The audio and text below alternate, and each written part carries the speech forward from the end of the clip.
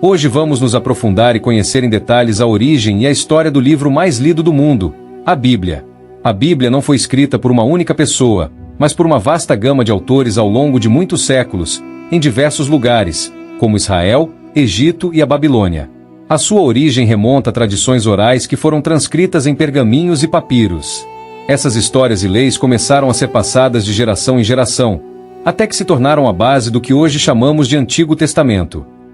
Os primeiros textos da Bíblia, o que hoje é conhecido como Antigo Testamento, foram desenvolvidos entre os séculos 10 e 5 a.C.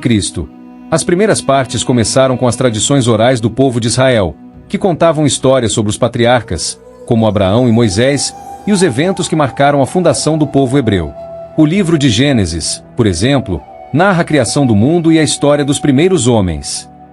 Esses relatos começaram a ser transcritos por volta do século 10 a.C., e acredita-se que o Pentateuco, os 5 primeiros livros atribuídos a Moisés, formaram as primeiras coleções sagradas. Contudo, muitos estudiosos acreditam que Moisés não foi o único autor desses livros, mas que eles são fruto de uma combinação de diferentes tradições que foram reunidas ao longo do tempo. A Torá, ou lei, que faz parte do Pentateuco, foi centralizada em torno das leis dadas a Moisés e a experiência de Israel no deserto. Estas leis moldaram não apenas a fé religiosa, mas também a identidade cultural e política do povo de Israel. Com o exílio babilônico, no século 6 a.C., muitos dos textos sagrados foram compilados e organizados. O povo de Israel estava longe de sua terra, e isso levou à reflexão e à preservação das tradições religiosas por meio da escrita.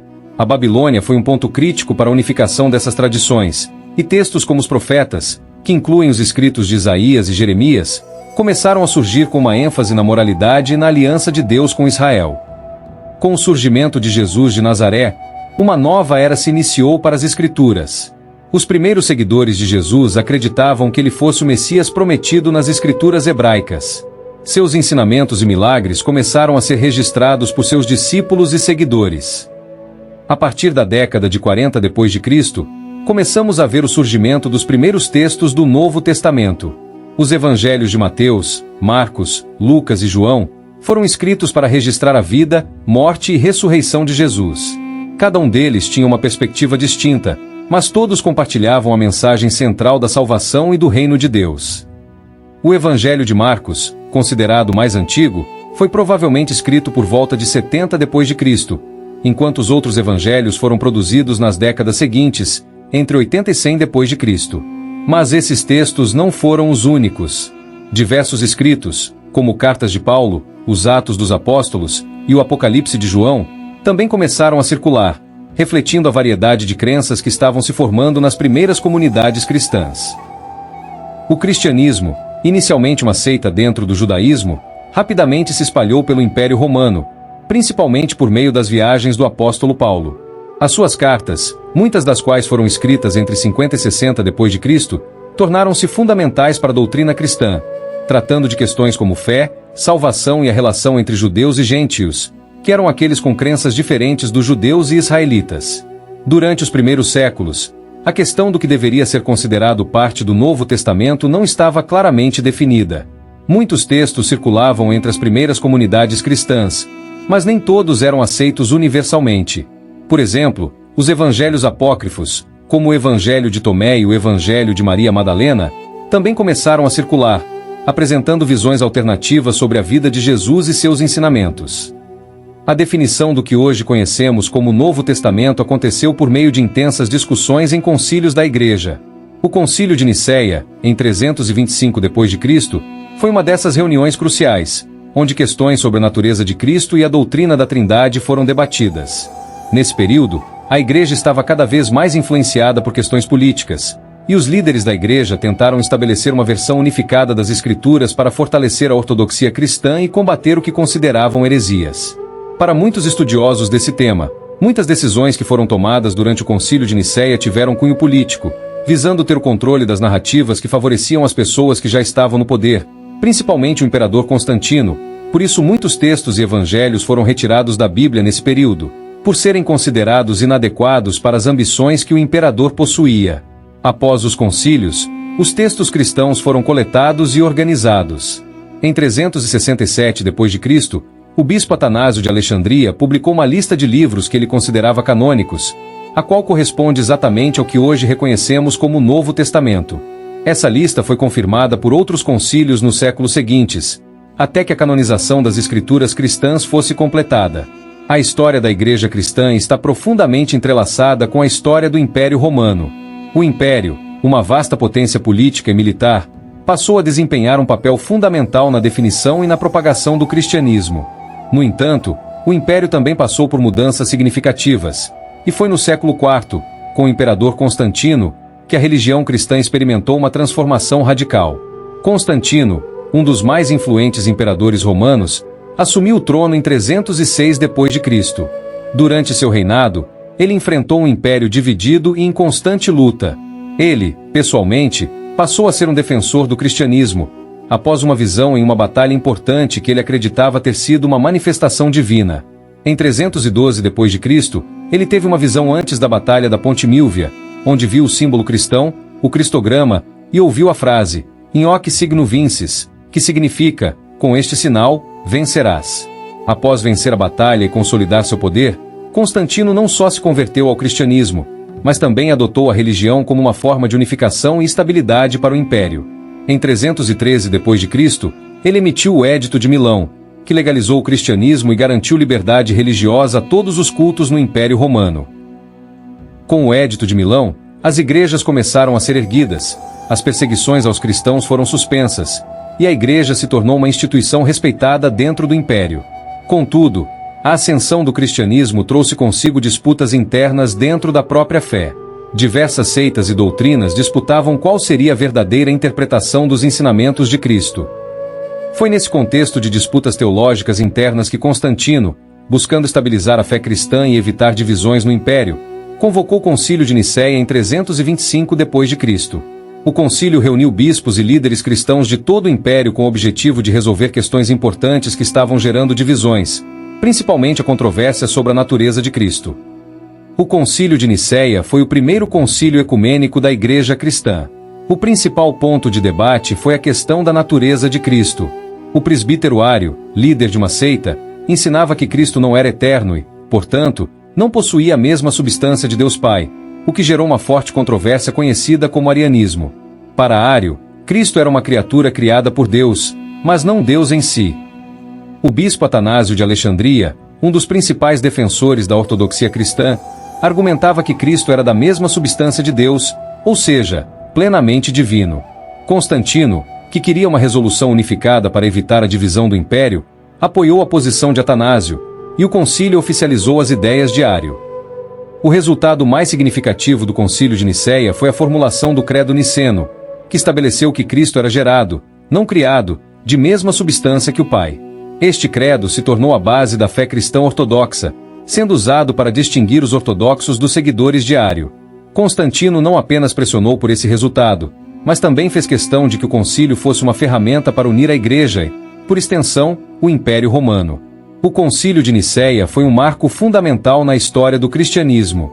Ele não apenas estabeleceu a doutrina da Trindade, como também definiu a natureza de Cristo, o que teve um impacto profundo na teologia cristã. Porém, as implicações políticas de tal concílio não podem ser subestimadas. Ao apoiar a posição ortodoxa, Constantino fortaleceu seu próprio poder como imperador, ao mesmo tempo em que unificava o império sob uma única fé cristã. Com a unificação religiosa e política, Constantino não apenas influenciou o cristianismo, mas também fundou a cidade de Constantinopla, atual Istambul, em 330 d.C., que se tornaria a nova capital do império. Constantinopla foi projetada como uma cidade cristã, refletindo a fusão entre o poder imperial e a Igreja. A cidade se tornaria um centro de poder religioso e político, e a Igreja de Santa Sofia, construída por ordem de Justiniano, se tornaria um símbolo dessa união. Assim, Constantinopla, como a nova capital, se tornou o epicentro do cristianismo oriental. A Igreja bizantina, com o imperador como seu protetor e defensor, se fortaleceu, criando uma linha de continuidade entre o império e a Igreja por séculos. A cidade também foi um farol da arte e da cultura cristã, especialmente durante o Império Bizantino. O impacto de Constantino no cristianismo e na política mundial foi imenso. O Concílio de Nicéia e a fundação de Constantinopla foram apenas alguns dos marcos que moldaram o curso da história. Constantino não apenas consolidou o cristianismo como a religião dominante do império, mas também ajudou a moldar a Igreja como uma instituição poderosa, fundindo fé e poder político de maneira que iria perdurar por séculos. A jornada do cristianismo estava apenas começando, mas o caminho estava sendo pavimentado por esse imperador visionário. Durante a Idade Média, os textos bíblicos continuaram a ser copiados manualmente, principalmente nos mosteiros, onde monges dedicavam suas vidas a preservar as escrituras. Porém, o processo de transcrição manual não era perfeito, erros de cópia, variações e até alterações propositalmente inseridas ocorreram com frequência. Esses erros foram, muitas vezes, acidentais. Mas também houve aqueles que modificaram textos para refletir interpretações pessoais ou políticas.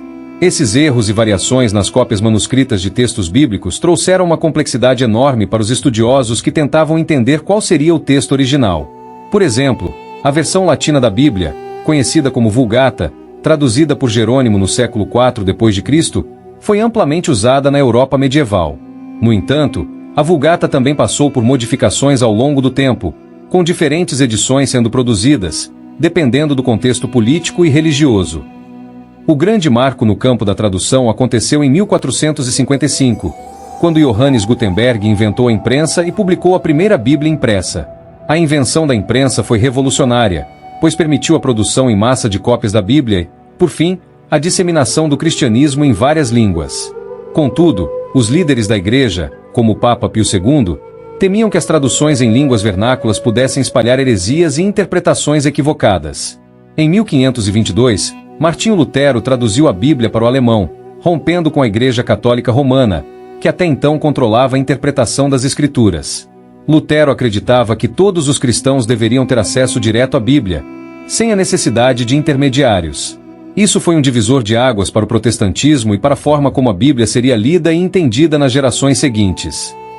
O século XVI também viu o surgimento de outras traduções significativas, como a King James, que se tornou uma das versões mais influentes da Bíblia no mundo anglófono. A tradução para o inglês teve grande impacto não apenas na religião, mas também na literatura, na política e na cultura do mundo ocidental. Hoje, a Bíblia é o livro mais traduzido e mais lido em todo o mundo, com versões disponíveis em mais de 3.000 idiomas. Sua influência permanece poderosa em diversas culturas, e a forma como ela é lida e interpretada continua a evoluir. Mas, à medida que mais traduções e versões são produzidas, surgem novas questões. As traduções mantêm a integridade do texto original? Ou as interpretações modernas alteram o significado das Escrituras? Atualmente existem milhares de versões da Bíblia, cada uma com nuances e variações, refletindo as doutrinas e crenças de diferentes denominações cristãs. Além disso, novas descobertas arqueológicas, como os manuscritos do Mar Morto, ajudaram a iluminar mais aspectos da Bíblia original e desafiaram interpretações anteriores. A Bíblia também se tornou um campo vasto de estudo acadêmico. Estudos de linguística, arqueologia e história têm ajudado a esclarecer o contexto cultural e social dos textos originais. Contudo, a Bíblia ainda é, para muitos, a palavra literal de Deus, sendo fonte de fé e inspiração. Seja em uma igreja tradicional ou em um culto moderno, a Bíblia continua a ser um pilar fundamental para milhões de cristãos ao redor do mundo. E, enquanto sua história de tradução e modificação continua a se desdobrar, sua mensagem, seja ela sobre fé, moralidade ou amor, permanecerá sendo uma força poderosa na vida das pessoas. A Bíblia é mais do que um livro, é um testemunho da história humana, da luta pelo poder, da busca por significado e da experiência de fé ao longo dos séculos. Cada tradução, cada edição, cada leitura traz consigo um novo capítulo da história da humanidade. Obrigado por assistir até aqui. Se você gostou desse vídeo, não se esqueça de curtir, compartilhar e se inscrever em nosso canal para receber conteúdo sobre história e espiritualidade. Até a próxima!